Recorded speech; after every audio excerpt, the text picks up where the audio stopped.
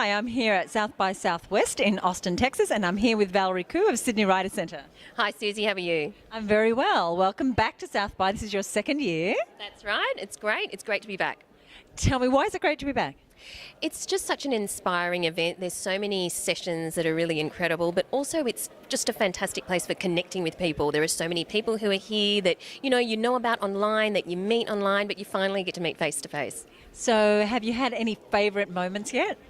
I really enjoyed the session yesterday about the lean startup by Eric Ries, and he based a lot of that on his book, but it was really interesting to take away some of the key points, particularly for some people in the audience who hadn't read the book. They should definitely read it because it's very, very useful if you're a startup.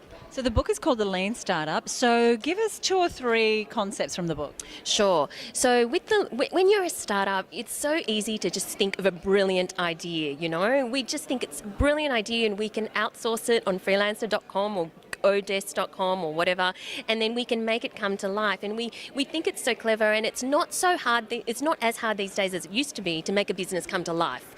But the key thing is that you need to think about whether people are going to buy your product.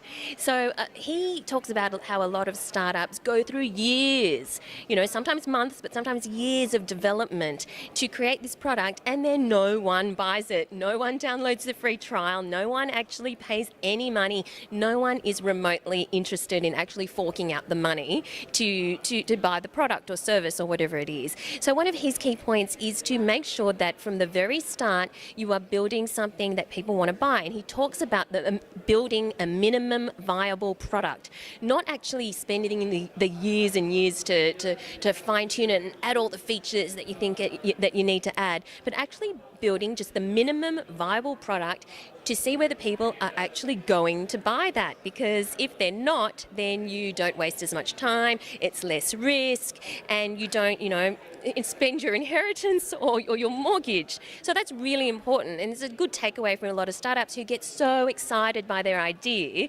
and they act on it, which is fantastic, but it's just not economically smart. And there are many businesses we know who someone's mortgaged the house to fund the business, and then there is no business. So anything else that he said that's worth sharing? Definitely, one of the clever things he did was he gave us very much the what and the why, but not the how. And in other words, you need to buy the book to find that out. So it was quite a clever technique as well. There was a term that I heard from someone else who went to the same session about pivoting. Can you recall what he was saying about that?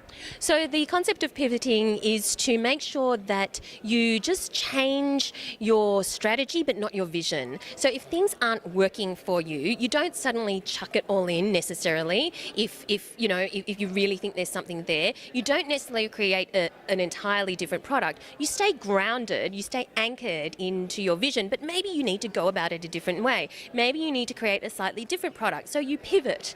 And it was really interesting. He put up a cartoon from the New Yorker, and it was a girl and a guy talking, and the girl was saying to the guy, I think I'm going to be pivoting this relationship to someone else. That's great. Great. Thank you so much. Enjoy the rest of the show. Great. Thanks, Susie.